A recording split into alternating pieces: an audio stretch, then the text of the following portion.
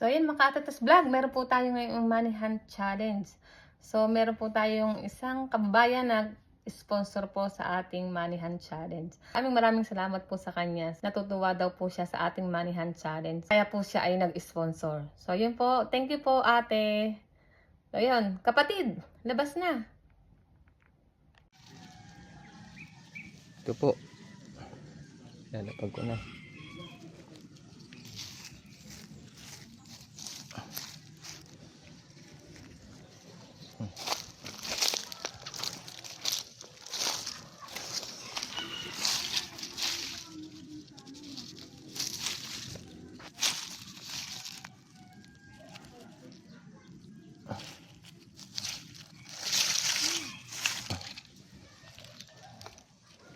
Kasi naman po ang may alam ng lugar na to.